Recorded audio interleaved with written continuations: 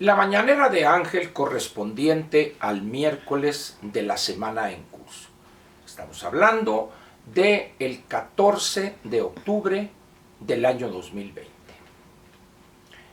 Voy a comentar con usted algo que a raíz de una serie de comentarios o preguntas que me han hecho en el ejercicio que tengo lunes, miércoles y viernes en mi canal de YouTube de 7 a 8:30 de la noche.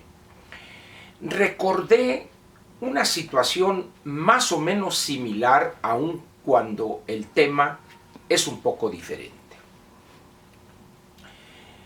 Durante los años de la presidencia de Echeverría, del 70 al 76, México había experimentado durante más de 2 gobiernos tasas de inflación, como diría alguien, ridículamente bajas. Niveles máximos del 2%, en algunos años 1%. Aquello era algo que nadie pensaba en ese concepto de la inflación. Si bien, evidentemente, había economistas profesionales, había en las escuelas de economía en ese entonces se enseñaba qué era la inflación, cómo surge, cómo se produce, cómo se mantiene la inflación. Sin embargo, entre la población, vamos a decir, de a pie, en el sentido estricto, porque en aquel entonces México era un país más pobre, nadie hablaba de inflación. Pero en el gobierno de Luis Echeverría, con aquel desparpajo fiscal que fue continuado 6 años después también con José López Portillo, la inflación fue parte de la vida diaria de nosotros los mexicanos. Y nunca falta pues el chiste que brote como consecuencia de un problema, en este caso económico. Y decían que había que agradecerle tanto a Luis Echeverría como también agradecerle a José López Portillo, que habían hecho muchísimo por la enseñanza en materia económica de los mexicanos. ¿Imagina usted la importancia que tenía ese fenómeno monetario? Cuando llegamos a tener en un solo mes casi 16% de inflación, es decir, la variación del índice nacional de precios al consumidor. Hoy necesitamos quizá 4 años, por ponerlo fácil, para llegar a una inflación acumulada del 15%. Llegamos a tener una inflación anual de casi 158% en un año. Estábamos en una situación prácticamente hiperinflacionaria. De tal manera pues que esos 2 presidentes durante la docena trágica nos educaron económicamente. Entre broma y broma, la inflación era algo que estaba presente entre las familias mexicanas, en las empresas ni se diga, y en la plática diaria de los amigos no faltaba quien sacare el tema a colación y nos enfrascáramos en una plática a veces con palabras altisonantes que se les lanzaban a los presidentes y a sus secretarios de Hacienda. Viene la crisis, todo lo que usted sabe que ya pasó, y hoy estamos en una situación más o menos parecida. En este ejercicio de comunicación que tengo, que le mencioné al principio, lunes, miércoles y viernes de 7 a 8:30 de la noche en mi canal de YouTube, empezaron a llegarme preguntas, y en algunos casos más que preguntas, eran casi órdenes perentorias. Investigue usted las reformas en el Código Fiscal, textual, del artículo 40 y el 35, etcétera, etcétera. Entonces yo le contesté a esta persona que hizo esa pregunta, no dudo que de buena fe. Mire, le digo, uno de los problemas que hay en México es que siempre queremos que el otro haga nuestro trabajo. En relación con eso, pues pienso que este gobierno, y específicamente quien lo encabeza, López, él está jugando el mismo papel que jugaron hace muchos años, del 70 al 1982, del 70 al 82, es decir, ya hace 50 años del primer año cuando toma posesión Luis Echeverría, y 38 años después de que abandona la presidencia de la República José López Portillo, pero ahora este presidente nos está empezando a educar, no en la inflación, que en ese sentido Banco de México, con una excelente tarea en la cuestión monetaria, ha mantenido a raya la inflación en niveles cercanos al tope superior, al límite superior del 4%. Pero nos está educando, decía, o empieza a educarnos en la materia fiscal. Hoy, particularmente en quienes pertenecen a ese sector amplio del país y fundamental para su operación o para su funcionamiento, que es la clase media o los sectores medios, empiezan a correr rumores, en algunos casos con cierto sustento y en otros la mar de descabellados. La parte fiscal. Lo que se tiene pensado, se dice, se rumora, que hará el SAT a partir del año próximo, el 2021.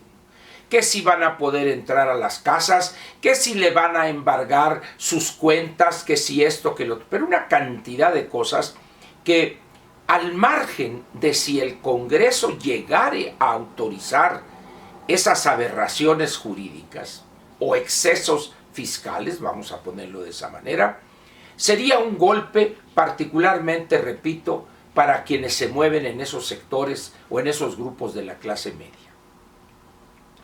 Por eso, recordando aquellos 12 años trágicos en materia económica de Echeverría y López Portillo, yo le pido encarecidamente a usted, por favor, que empiece a investigar, a informarse de cuáles son las propuestas de este gobierno ante el Congreso de la Unión en materia fiscal. ¿Qué va a traer la ley de ingresos? ¿Qué va a modificarse en materia del Código Fiscal o de ciertas atribuciones para el SAT? Alguien dirá, oiga Ángel, pero yo no desconozco todo lo que tiene que ver con lo fiscal.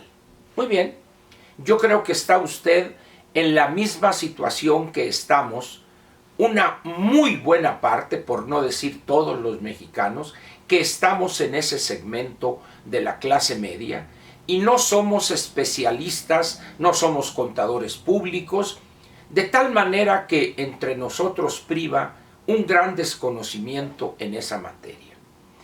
Y tomando en cuenta las ventajas que hemos conocido como producto de esta pandemia, yo le propondría lo siguiente.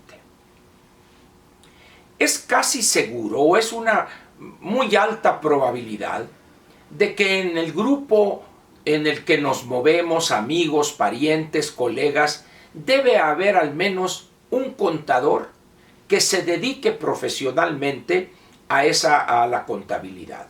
Es decir, tiene que elaborar para sus clientes, sean personas físicas o empresas, su declaración provisional mensual, la declaración anual, ayudarle o aconsejarlo o asesorarlo en materia fiscal cuando hay un diferendo con el SAT, etc.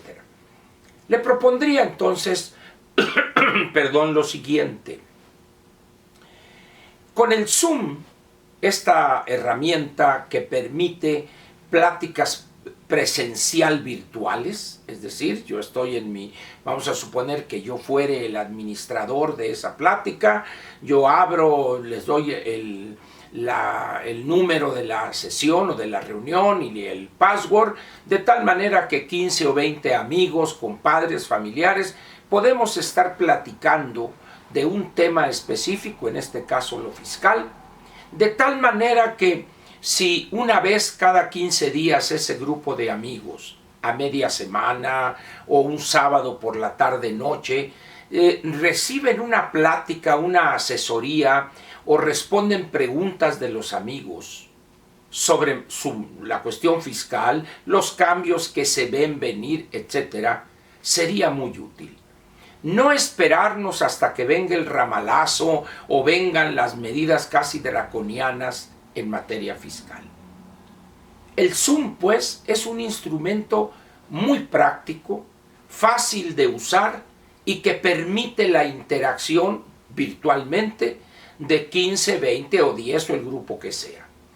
Alguien me dirá, Ángel, pero es que los contadores cobran. Bueno, pónganse de acuerdo, por decir algo, 10 o 20 amigos y contraten a un contador amigo que le diga, oye, danos una plática sobre esto, hombre, de 1 hora con preguntas y respuestas y te vamos a pagar, por decir algo, 5,000 pesos, 250 pesos cada uno de los 20.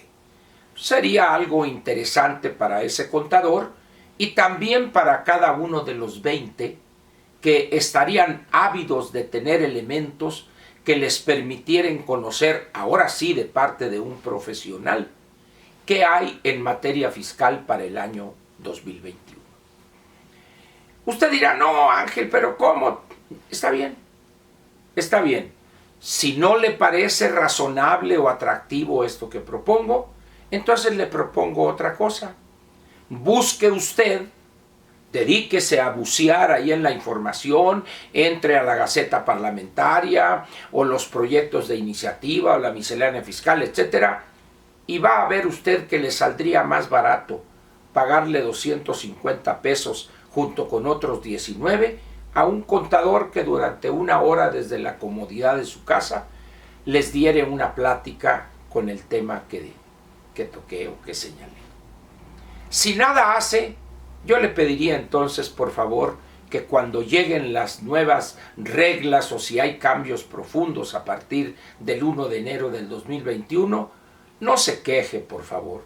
No ande lloriqueando ahí que este gobierno y así, porque usted tuvo la oportunidad y la desperdició de informarse al menos para estar preparado por lo que se veía o no se veía venir. ¿Qué le parece? Piénsele y va a ver que es una salida interesante, fácil y atractiva. Por lo pronto le agradezco su presencia aquí en esta mañanera, que a como están las cosas quizá este tema lo empecemos a tratar de manera más frecuente. Agradezco pues su presencia aquí y nos vemos mañana mismo. Gracias.